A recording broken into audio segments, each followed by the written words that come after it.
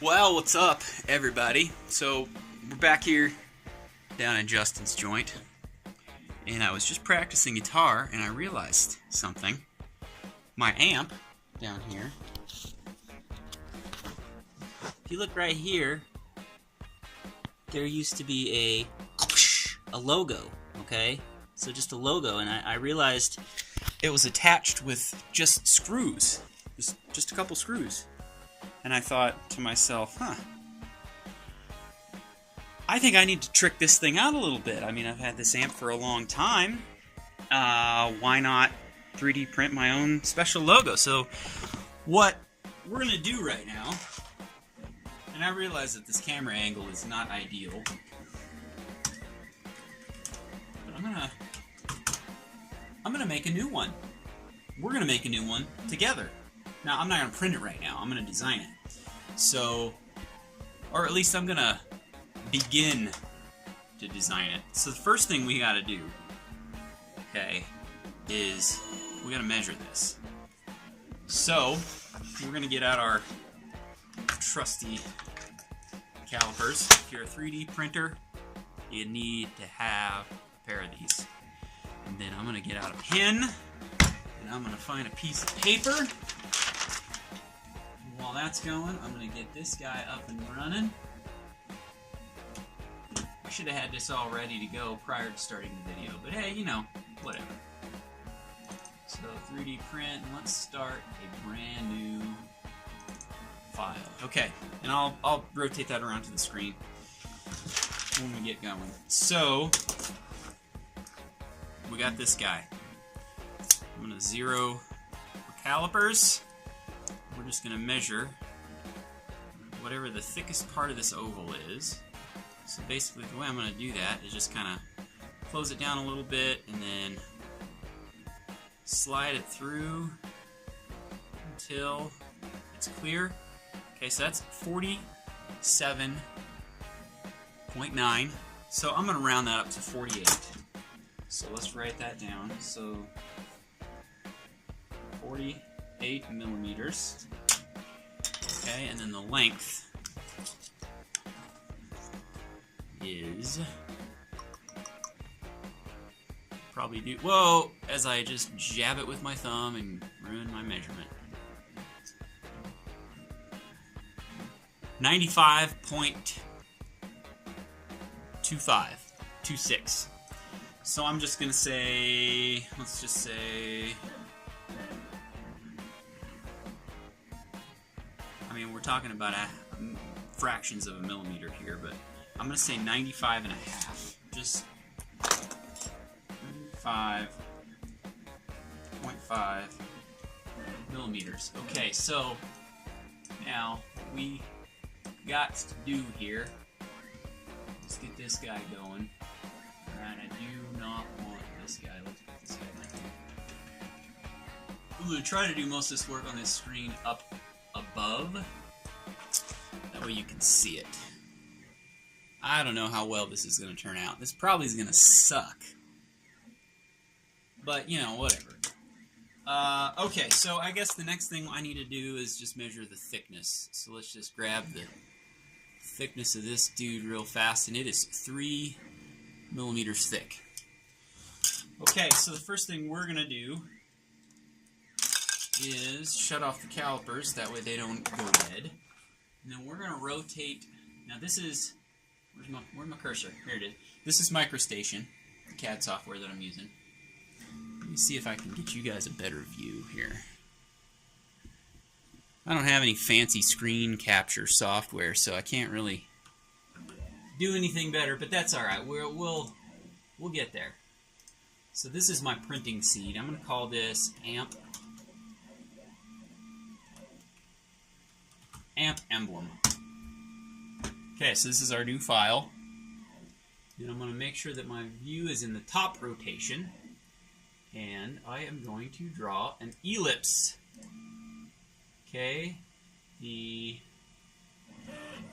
this axis was 95.5. This axis was 48. Okay, so there's our ellipse. right?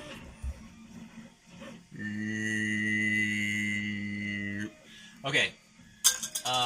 What we're going to do next is we're going to give this guy a little bit of thickness. So let's rotate this around and give it some thickness. Whammo. And we're going to say I want to go 3 millimeters. Boom. We got some thickness here to this bad boy. Okay? So, I guess the next thing we need to do is we need to go back to this guy. Let me turn you back over here to me. And we need to figure out, maybe we need to put this guy on there. Or do we want to do something different?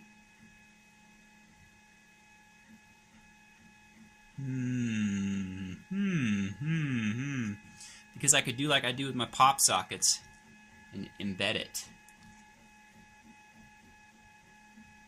And the next question is, what do I make it? Well, here's the deal. I'm going to leave this as a blank, and I probably will mess with some ideas. But we'll go ahead and get a base going. So let's just say we want to kind of copy this, right?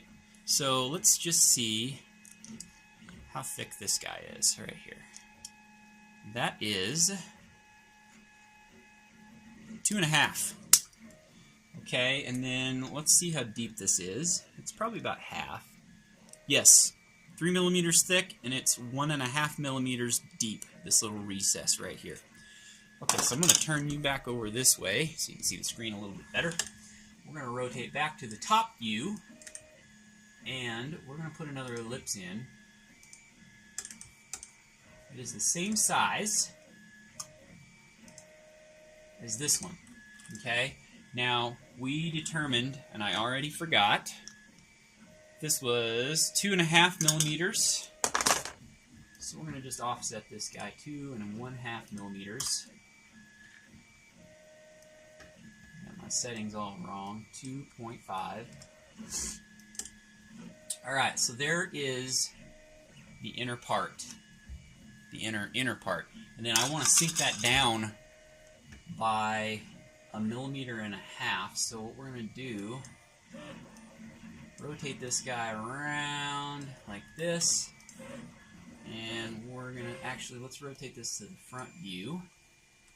Okay, and let's move this up, let's say 1 millimeter. That way I make sure to get this all shaved down at it. So we're going to say I want to go down to the surface plus 1.5 millimeters.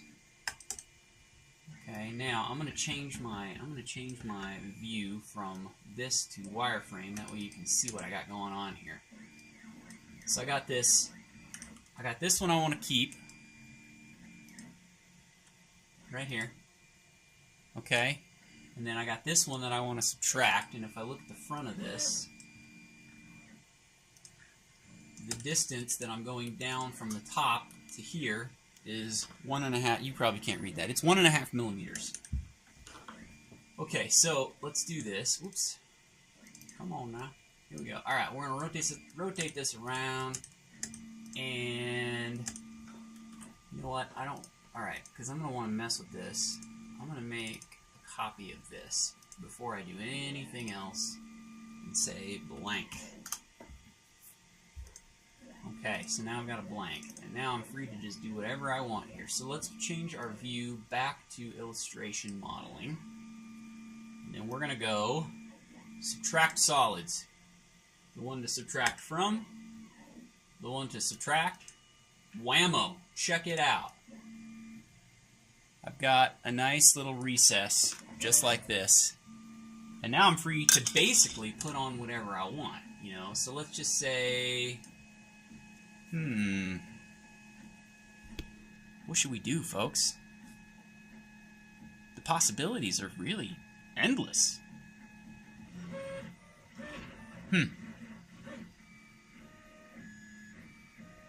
Alright, let's try something.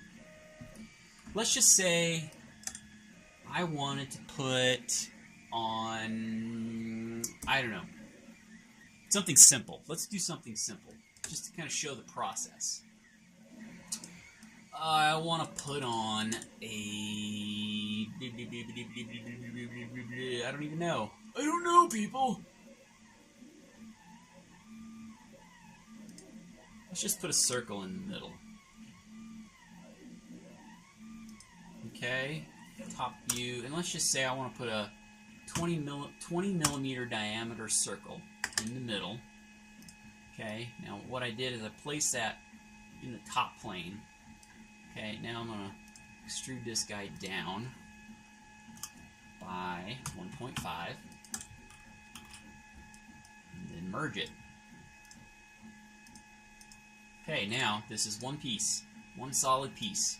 Okay, here we go. And if you look at the back side, it's just flat. Kind of like this, only this was injection molded. So it's kind of hollowed out, but that's all right. It doesn't matter. It won't matter. Now, I guess the next thing we need to do, let's go back to the top view, is we need to put some holes in here that we can mount the screws to. Okay, so it's right on the center axis, but we need to get the distance between the screws. Let me rotate you guys out away from the screen, that way you can see me. Okay, so we're going to get the distance between the screw holes. And we're going to say that that is approximately 76 and a half. Let's do 76 and a half. That looks I'm sure when they design that, you got to think when you're copycatting things or when you're recreating things, usually when they make these, they make them nice even numbers, you know, like when you're talking millimeters to the nearest half a millimeter or so. So, you know, when you're measuring something and it comes up to 76.3572, whatever, you can pretty safely say they designed it to be 76 and a half. So, let's just say, for instance, I set my calipers to 76 and a half. Isn't that what I said it was? 76.5. Well, I can get it close anyway. And then let's clamp this guy down. And then let's just check it. That actually seems like it might be too wide. Let's try 76. 76 and a half is too wide. Let's try 76. 76 on the nose. That is the ticket. We're going to do 76 millimeters, okay? And then we need to figure out what the diameter of these holes is. So I'm going to take my calipers here. Just kind of shove them up in there. So you got, when you're using calipers, you got this side, which you use to measure outside of things. If you need to measure the inside of a hole, that's what this side is for. See how they kind of come apart? So we're going to stick this down in the hole, and we're going to run that up until you can't run it anymore, and we're going to say that that's a 4 millimeter opening. So we need to put two 4 millimeter openings. Let me write this down. 4 diameter at 76 millimeters. Okay. And we're going to just center that. So let's do this. Let's just say I want a 4 millimeter circle, which is a 2 millimeter radius. And let's move this out. Oh, you guys can't see it. Alright, let's go back here. Okay, here we go. I'm going to move this off a little ways this way. So we're going to say we want this to be 76 millimeters. Alright, and let's get a reference line here. That way we can line this up and center it nice and good. So we're going to say center that guy right there. And we're going to say center this guy right there. And let's see where we're at here. I don't know where those went. Let's put it in wireframe so I can see what I'm doing. There they are. So let's go to the front view. So they're along the bottom plane. So let's just run those down a little bit. Okay, so this is our two holes. Let me rotate this so you can see what it is. These are two holes, okay? So we're just going to say, I want to run these guys up here, all the way through. Here we go.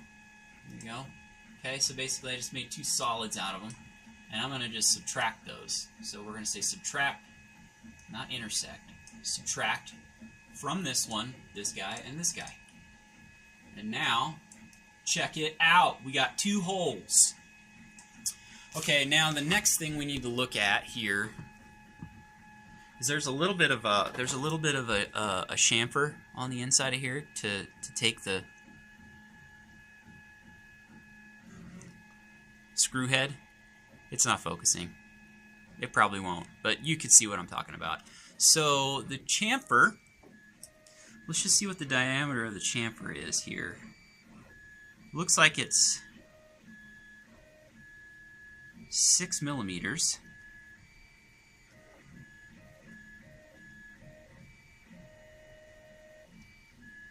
Right?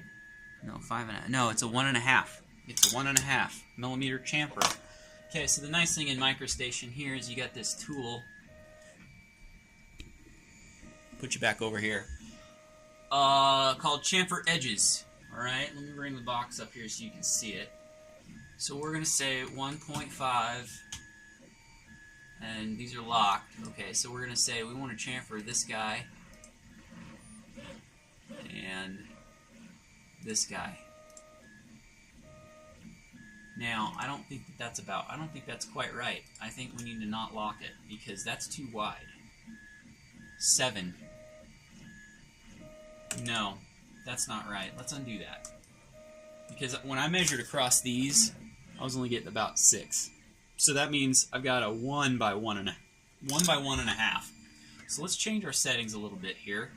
Let's unlock this because we don't want that. We want it to be 1 by 1.5. Much better. That looks much better. Okay. So check this out now. What we have is a brand new custom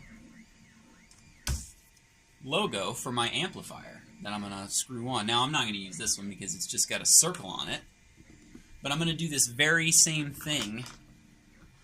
I don't know. I'll probably come up with some cool logo, or maybe I'll put my name on it, or I don't know. The possibilities are endless. Maybe I'll put Justin's joint on it. I don't know. But the fact of the matter is, there is no limit to what I can do. And that's the beauty of 3D printing and modeling your own stuff. Now, you can pull stuff off Thingiverse all you want, and that's fine. But if you're really going to 3D print and get the most fulfillment out of it, you need to be able to model your own stuff.